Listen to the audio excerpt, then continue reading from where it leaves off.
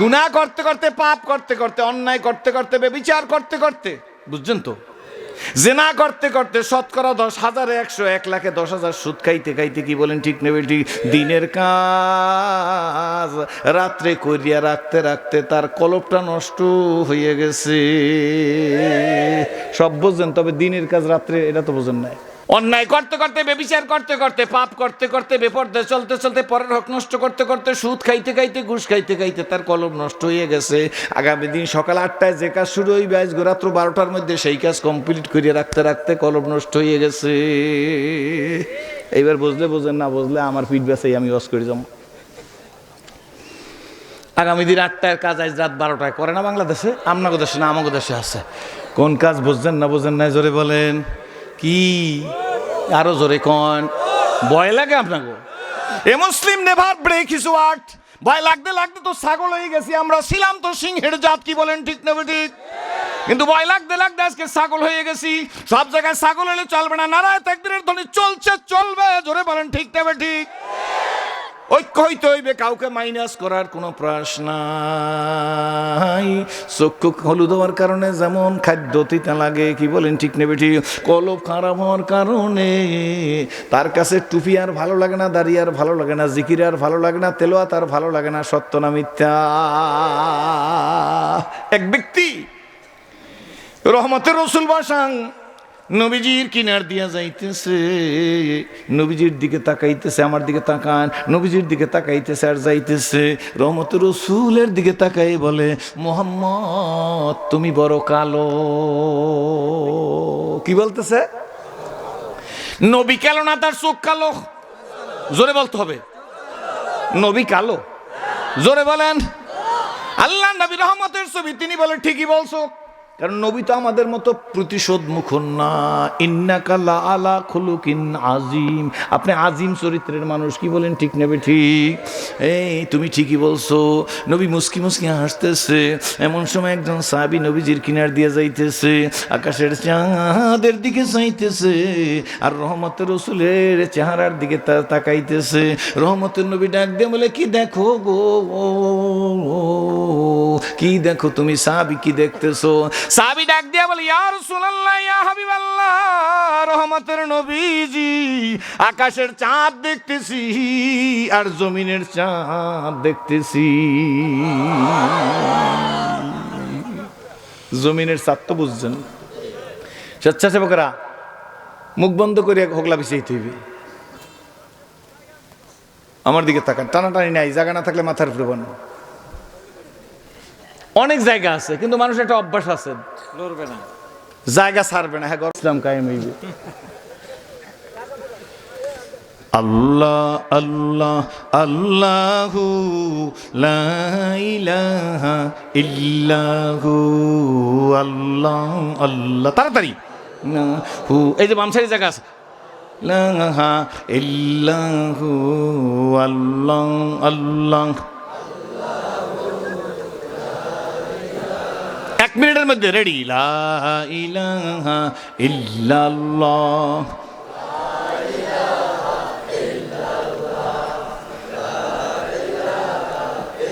আল্লাহু মুহাম্মাদুর রাসূলুল্লাহ। খুশি না বাজার? কষ্ট হইতেছে? আজকের বেশি কথা বলতে পারবো না, অনেক রাত হয়ে যাবে, তাইলে আমার দিকে চান। নবীজির দিকে তাকায় বলেন, ইয়া রাসূলুল্লাহ, আকাশের চাঁদ দেখতেছি আর জমিনের চাঁদ দেখতেছি। জমিনের চাঁদ বুঝছেননি? কেডা? আল্লাহ নবী মুস্কি হাস দিছে। সামাইলে তিরমিজি শরীফের মধ্যে লেখে, নবী যদি মুস্কি হাস দিত, পূর্ণিমার চাঁদের চাইতে নবী পাকের চেহারা খানা উজ্জ্বল হইয়া যাইত। রহমতের রসুল ডাক দিয়ে বলে, সিদ্ধান্ত কি, অভিপ্রায় কি, মতামত কি, তোমার খেয়াল কি গো? সাহাবী ডাক দিয়ে বলে, ইয়া রাসূলুল্লাহ, ইয়া হাবিবাল্লাহ, আকাশের চাঁদের মধ্যে কালো দাগ আছে রে, জমিনের চাঁদে কোনো দাগ নাই। দিল কান্দে রে, মন কান্দে রে, কোথায় গেলে পাবো তোমাকে, হায় মোহাম্মদ মোহাম্মদ কামলেওয়ালা ও দিল কান্দে রে মন কোথায় গেলে পাবো তোমাকে হায় মোহাম্মদ সাল্লেওয়ালা জীবনে হবে কি তোমার দিদার ইয়া রাসূলুল্লাহ জীবনে হবে কি তোমার দিদার এ আশায় রয়েছি আমি গুনাহগার জোরে এ আশায় রয়েছি আমি গুনাহগার ইয়া হাবিবাল্লাহ তোমারো জিয়ারতে যায় হাজারো হাজি মদিনায় হাজারো হাজি মদিনায় তুমি যে রহমতের ভান্ডার নবীজি ইয়া রাসূলুল্লাহ জীবনে হবে কি তোমার দিদার ইয়া হাবিবাল্লাহ। আমার ভাইরা আমার বাবাজিরা আমার পর্দার মা বোনেরা এই জন্যই চক্ষু দুইটারে সুন্দর করা লাগবে কি বলেন ঠিক নেবে ঠিক এই দুইটা চক্ষুই চক্ষু না আর একটা চক্ষু আছে বাম দুধের দুই আঙ্গুল নিচে কি বলেন ঠিক নেবে ঠিক এই চক্ষুটা দিয়ে যারা ঠিক মতো দেখবে তারা সত্যিকার তাদের কাছে ইসলাম ভালো বলে মনে হইবে সৎ বলে মনে হইবে কি বলেন ঠিক নেবে ঠিক আল্লাহ শুকরিয়া আদায় করি বহুদিন পর আপনাদের কাছে আসি মঙ্গল শিকদার বাজারের পরে মনে এই জায়গায় আসি না আল্লাহর কসম করে বলতেছি শোনো মুসলমানের সন্তানেরা স্কুল কলেজ ইউনিভার্সিটির ভাইয়েরা ইসলাম কবুল করার পরে আল্লাহকে একটা সেজদা দিছি এই সেরাজি একটা সেজদার মধ্যে আমার মতো সেরাজির আল্লাহ যে শান্তি দিছে বাবা খোদার কসম করিয়ে বইলে যায় এই বাংলার প্রেসিডেন্ট বানাইলে সেই শান্তি পাওয়ার সম্ভাবনা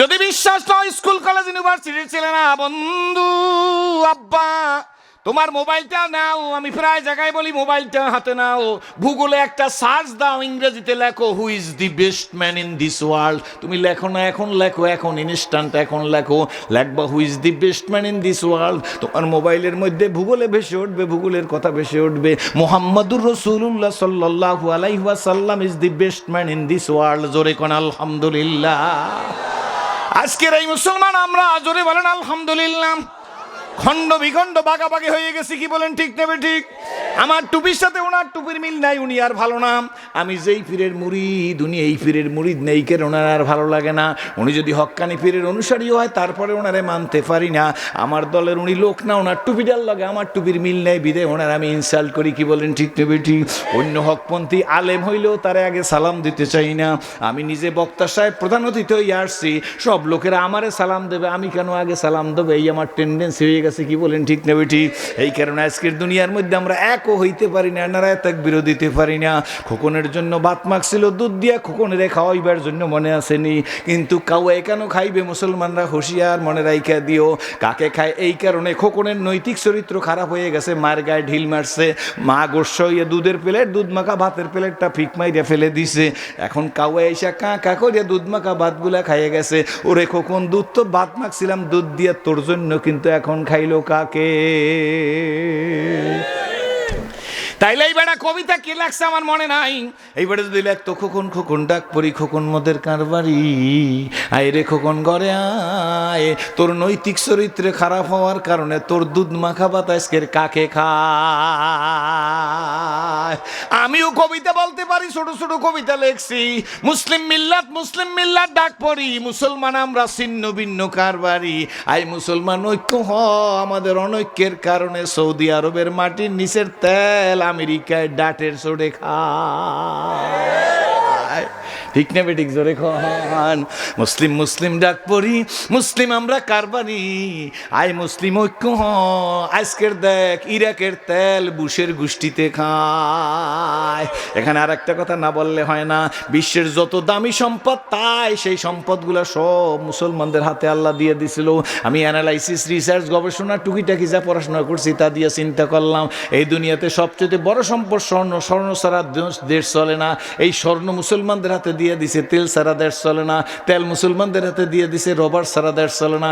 রবার মুসলমানদের হাতে দিয়ে দিছে। কি বলেন ঠিক না বেটি? গুগলে সার্চ দিলে দেখা যায় কিছু তেলের সন্ধান অমুসলিম দেশ রাশিয়ার মধ্যে পাওয়া গেছে। রাশিয়াতে যেখানে তেলের সন্ধান পাওয়া গেছে, এইটাও ইমাম বুখারী রাহমাতুল্লাহর বাড়ির কম্পার্টমেন্ট। জোরে কন সুবহানাল্লাহ। আমাদের জালুকাঠি জেলায় বলে বরযাত্রী, আপনাকে বলায় কি বলে আমি জানি না, আপনাদের জেলায় মনে হয় বলে বরযাত্রী। কয় বরের কারণে যাত্রীরা খায়, মুসলমানের কারণে তোমরা খাইতেছো। আর আমাদের অনেকের সুযোগ পাই আজকের বেঈমান বেজাতিরা মুসলমানদেরকে ইনসাল্ট করতেছে। কি বলেন ঠিক না বেঠি? অত লম্বা কথা বলার দরকার নাই। আজ থেকে আমরা তৈরি হইতে চাই। আপনারা কি রাজি আছেন? জোরে কন। কোন নেতা কি বললো? আমার নেতা আপনার নেতা, কোনো নেতা টেতা বুঝি না। আজকের মাহফিলে যারা আসছি আমরা এক হইতে চাই। রাজি আছেন? জোরে কন। আগে হাত জাগাইবেন না। কোন কথার উপর এক হবো? কোনো দলাদলি, কোনো ফালাফালি, কোনো বিবৃতি, কোনো পাল্টা বিবৃতি, কোনো হিংসাত্মক, কোনো আক্রমণাত্মক কথা নাই। আল্লাহর কাছে ওয়াদা দিতে হবে, মালিক এই সুন্দর দুনিয়ায় যতদিন রাখবা গো, আমরা সবাই তোমার হুকুম মানবো। যারা রাজি হাত জাগায়। জোরে বলেন আল্লাহুম্মা আমিন। ভাইজান, উম্মতের দরদ নাই। খাজা মঈনুদ্দিন চিশতি রাহমাতুল্লাহর নাম আপনারা শুনছেন নি? জোরে কোন। ওনার আপন পীরের নাম হইল ওসমান হারুনি। 21 বছর 8 দিন পর্যন্ত ওসমান হারুনির দরবারে খাজা মঈনুদ্দিন চিশতি রাহমাতুল্লাহ আপন পীরের খেদমত করছে। একদিন এশার নামাজের পরে ওসমান হারুনির মধ্যে অজদু হয়ে গেছে। অজদু পর্যন্ত জোরে কোন। আশেকারা আর জুয়ে দিগারাস, বুলবুলারা গুপ্তে গুয়ে দিগারাস, এই জমিরা আছে মানে দিগারাস, আর গোলে রঙ্গ বুয়ে দিগারাস। জোরে কোন সুবহানাল্লাহ। ওনার মধ্যে ইশকের হালত এশার নামাজের পরে মসজিদের কিছু মুসল্লি বের হয়ে গেছে। এখনো মুসল্লিরা মওজুদ আছে। কেউ সুন্নত পড়তেছে, কেউ নফল পড়তেছে। ওসমান হারুনি চতুর্দিকে তাকাইছে। ওই মজলিসের মধ্যে খাজা মঈনুদ্দিন চিশতিও বসা আছে মসজিদের মধ্যে। ওসমান হারুনি ডাক দিয়ে, কে কোথায় আছো? আমি জানি না। মসজিদের মধ্যে কারা আছো জানি না। আগামীকাল ফজরের নামাজ যদি আল্লাহ আমারে বাঁচাই রাখে, আমি এই মসজিদে ইমামতি করব। আর আমার পিছনে যারা ফজরের নামাজ জামাতে তাকবীরুল্লাহর সাথে পড়বে তারা সব জান্নাতি। এই কথা বললেই আবার মসজিদের দিকে তাকাই বলে, খবরদার, কথা কিন্তু আমি বলছি, এই কথা যদি কারণে জানাই দাও তাইলে কিন্তু খবরদার, আমি তার জন্য বদদোয়া করবো, সে জাহান্নামী হয়ে যাবা। এই কথা শোনার পরে মুসল্লিরা কয়, আমাদের দরকার কি? হুজুরের পিছনে নামাজ পড়লে জান্নাতি হবো, দেড়সানাপের চাইতে তার বেশি কিছু লাগে না। একটা মাত্র মানুষ ব্যতিক্রম, খাজা মঈনুদ্দিন চিশতি নিজে নিজে মাথা ঝুলে আর কয়, হয় না, হয় না, হয় না, শায়েখ হয় না। নিজে নিজে বলতেছে, কয় তা হয় না, এটা হতে পারে না। খবরদার কেউ জানাবা না। ওসমান হারুনি নিজের খানকায় চলে গেছে, বাড়িতে চলে গেছে। খাজা মঈনুদ্দিন চিশতি রাহমাতুল্লাহ আলাইহি বলে, জাহান্নামী হইলে আমি হব, কিন্তু নবীর কোন উম্মতকে জাহান্নামে যাইবার দিব না। আমার কথা কি বুঝতে পারতেছেন? মসজিদ থেকে বেরোয় এলাকার মধ্যে যাই, শুনছো শুনছো নি? লোকেরা দরজা খুলে কয়, কি হয়েছে? যে খাজা মঈনুদ্দিন চিশতি রাহমাতুল্লাহ আলাইহি। অনেকে খাজা মঈনুদ্দিন চিশতি রাহমাতুল্লাহ আলাইহি ভারতবর্ষে গান লেখছে, কথা খাজা মঈনুদ্দিন চিশতির জন্য ভারতবর্ষ ধন্য। একদিনে 6 লক্ষ লোক ইসলাম কবুল করছে খাজা মঈনুদ্দিন চিশতি রাহমাতুল্লাহ আলাইহির কাছে। চিৎকার মেরে সকলে বলেন আলহামদুলিল্লাহ। খাজা মঈনুদ্দিন চিশতির দিকে তাকায়, কয়, বাজান কি হয়েছে? হুজুর কি হয়েছে? বিশ্বে হুজুর কি হয়েছে?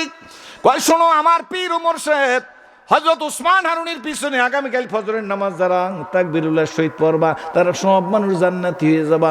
ওই যুগের লোকেরা ইমাম আবু হানিফা রাহমাতুল্লাহর পিছে কথা বলা শুরু করে নাই। আজকের তো মুসলমানের সুরাত ধরে ইমামে আজম আবু হানিফারেও গালি দেওয়া শুরু করছে। কি বলেন? গাজ্জালিরে গালি দে, সাত্তরামিতাম মঈনুদ্দিন চিশতিরে গালি দে, সব অলিগুলারে গালি দেওয়া শুরু করছে। কি বলেন ঠিক না বেটি? দুনিয়ার সব অলিরে গালি দেন ভাইজান। আমি নও মুসলিম বইলা গেলাম, আপনার সাহসটা কি যে হযরত ইমামে আজম আবু হানিফা রাহমাতুল্লাহর গালি দেন? আপনি কি চিন্তা করছেন ইমামে আজমের একটা পশম এক পাল্লায় দিলে, আপনাকে 14 গোষ্ঠী আর এক পাল্লায় দিলে একটা পশমের ওজন কত বেশি হইবে? আলেমগো কাছে জিজ্ঞেস করিয়ে দেখে। কিন্তু কপাল এমন পোড়া পড়ছে, আল্লাহু আকবার।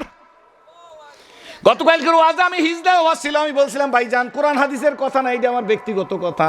আমরা যা শুরু করছি মুসলমানেরা, আমাদের এই অবস্থা যদি চলতে থাকে তাহলে মনে রাখে দেন, আইসকেরও বইলে যে তজুমুদ্দিনের ভাইয়েরা, এই অবস্থা যদি আমাদের চলতে থাকে তাহলে মনে রাখে দিন ইমামে আজম আবু হানিফা রহমাতুল ইমামে, মনে রাখে দিন ইমাম মেহেদী আলাইহিস সালামের আবির্ভাবের আগে এই মুসলমানদের কপালে সুখ হইবে এমন বিশ্বাস আমাদের নাই। কত বড় সাহস! যে বলে বলেন বুঝে লইয়েন।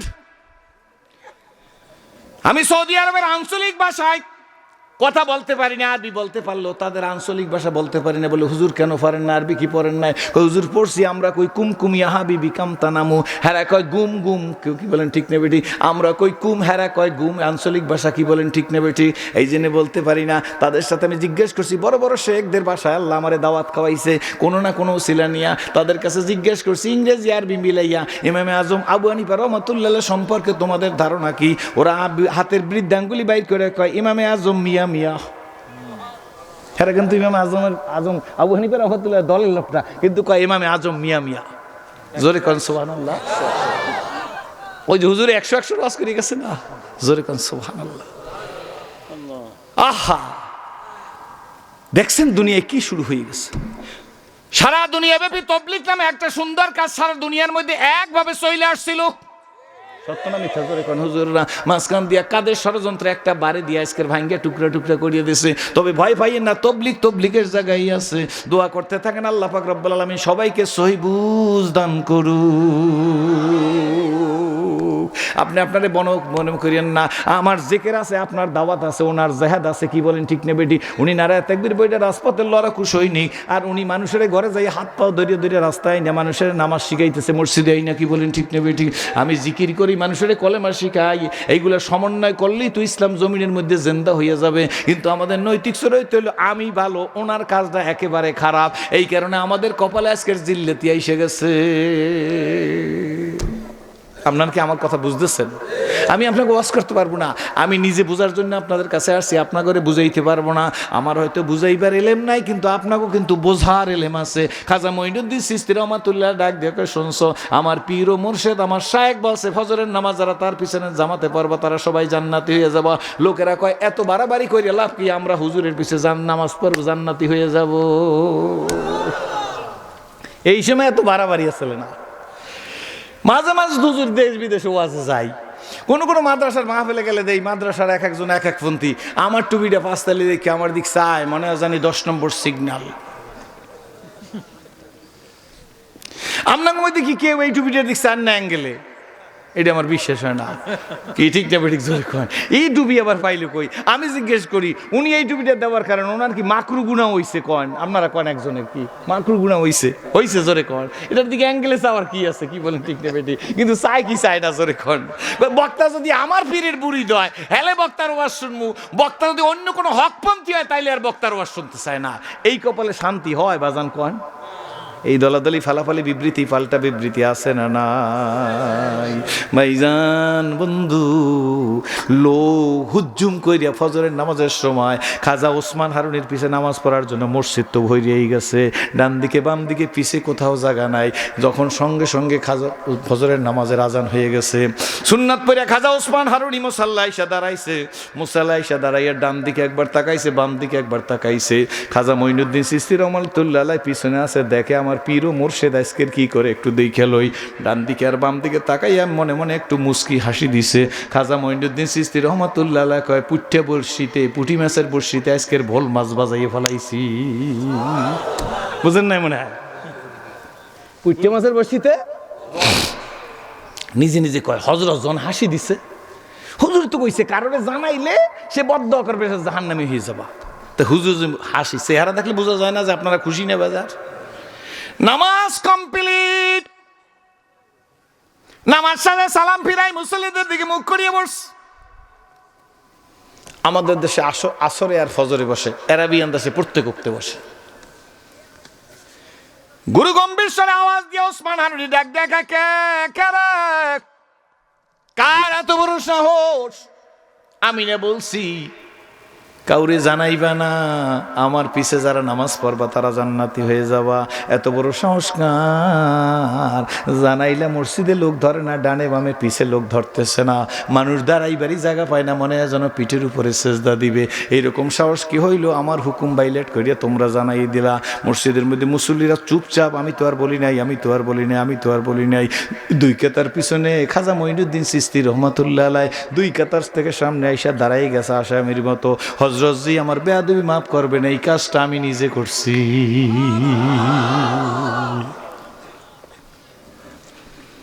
হযরত ওসমান গনি ডাক দেয়া কয়, মুইন আমি না নিষেধ করছিলাম, তারপরে তুমি জানাইছো কোন সাহসে?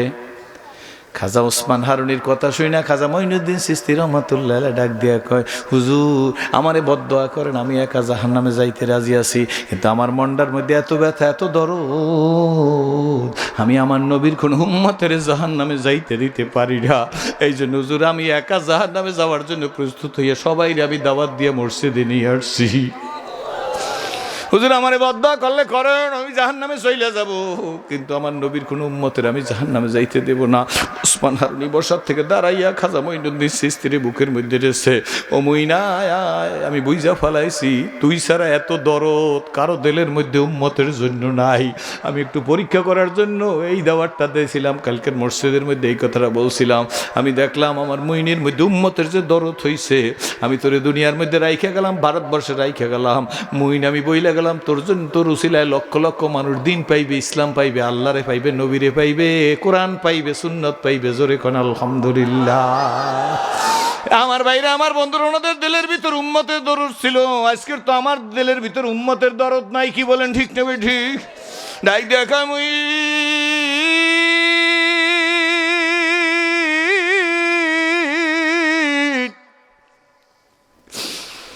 এই দরদ তোর দিলের ভিতরে, এইভাবে দরদ যদি আজকের থাকতো প্রত্যেকটা মানুষের ভিতরে, নবীর কোন উম্মত জাহান্নামে যাইতো না।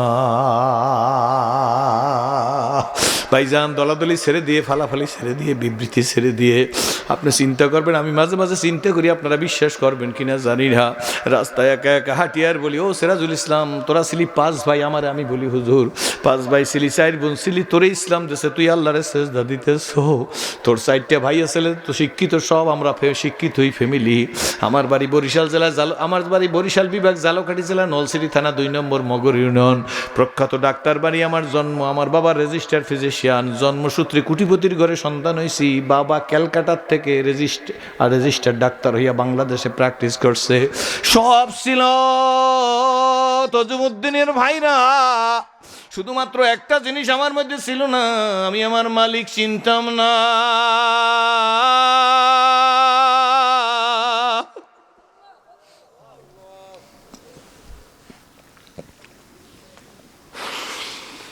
যুবক সোনামণি রে,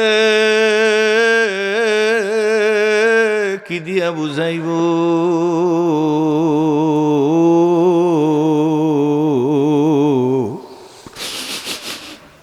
আল্লাহ, এই যে আল্লাহর কাছে ইসলাম কবুল করার বলছি, ও মালিক, ওই টেলিভিশনে কালো গিলাপ দিয়া ঘরটা ঢাকা দেখছি, ক্যালেন্ডারের মধ্যে তোমার কাবার ছবি দেখছি। আল্লাহ, ওই ঘরের কাছে কবে দাঁড়া করাইবা? কাঁদতে কাঁদতে মনে রাখো, এ যুবক, লেখাপড়া করছো, চাকরি হয় না, নেতার পিছে ঢোকো, চেয়ারম্যান সাহেবের পিছে করো, মেম্বার সাহেবের পিছে করো, এমপি সাহেবের পিছে করো, মন্ত্রী সাহেবের পিছে করো, আমি স্পষ্ট বইলা যাই, কিছু দিবার পারবে না তোমাদের। আমি বইলা যাই, আমি প্র্যাকটিক্যাল প্রমাণ করিয়া বলতেছি, গভীর রাত্রে আমার মালিকের সাথে সম্পর্ক করো, আল্লাহর কসম মালিকের সাথে সম্পর্ক কর যুবক।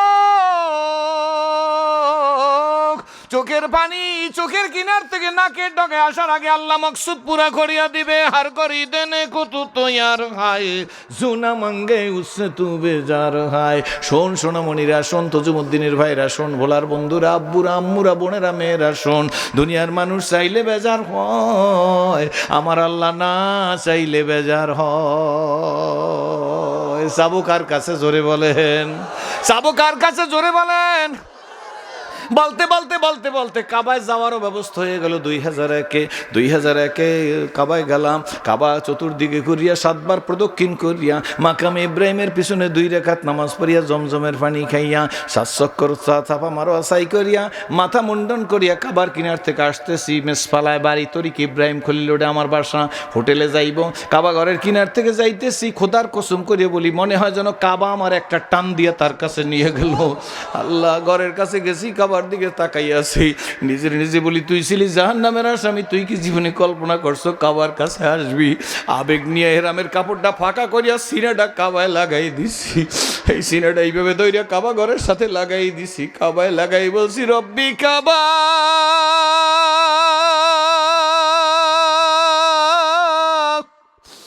এই তো তোমার ঘর,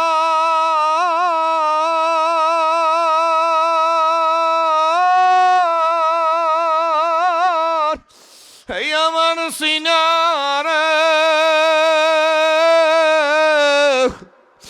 আমি জীবনে কল্পনা করি নাই তোমার কাবায় আমার সিনা লাগবে গো। তুমি যখন আমাকে আমার সিনা তোমার ঘরে লাগাবার তৌফিক দিছ, তোমার ঘরের ইজ্জতের খাতিরে আমার জন্য জাহান্নামের আগুন হারাম করে দাও।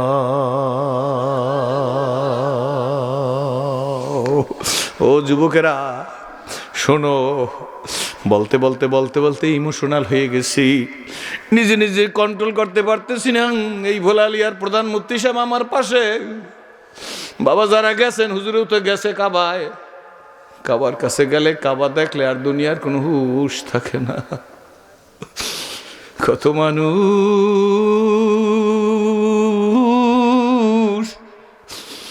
যখন বিদায় তব করে আর ফিরে ফিরে কাবার দিকে তাকায়, আল্লাহ, তজুমুদ্দিনের মানুষ বলতে পারেন, হুজুর এ কথা বললে কাজ হইবে কি? 3 লাখ 4 লাখ টাকাও নাই, কাবায় যাইতেও পারবো না।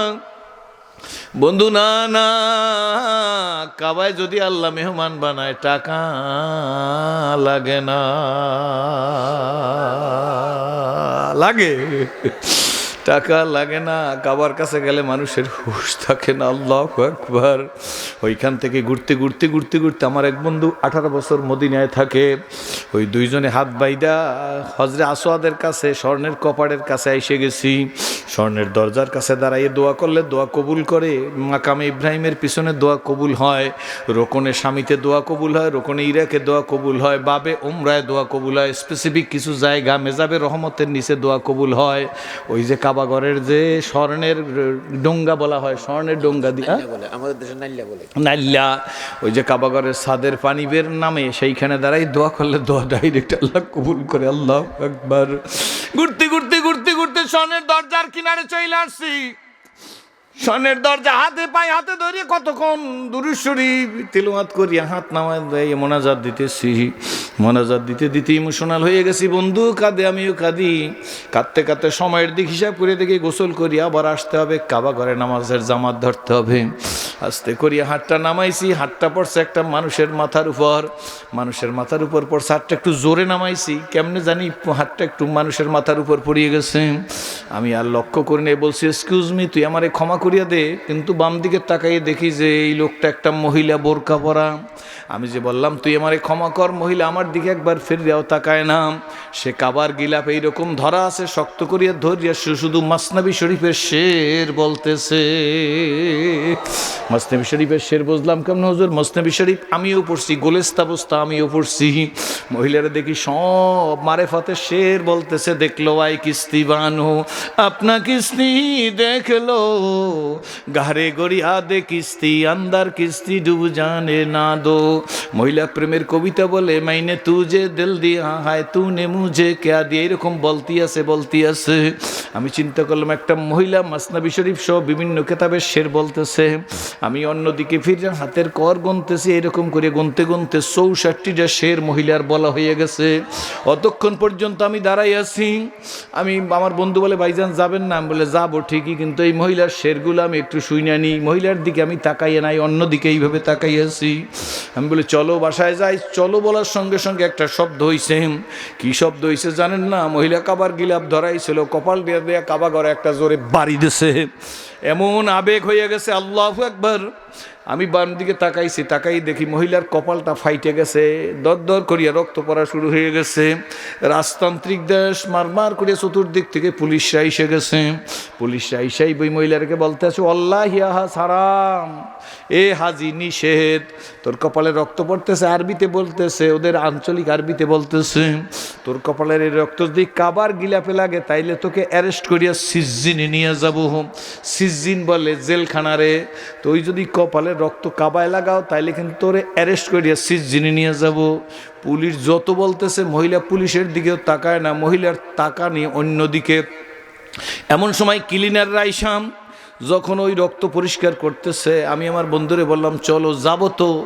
কিন্তু এই মহিলা কি কথা বললে কপালটা দিয়ে কাবা ঘরে বাড়ি দিল, মাথাটা ফাইটে গেল, লম্বাভাবে কপালের চামড়াটা ফাইটে গেল। 7-8টা সেলাই না দিলে জোড়া লাগবে না।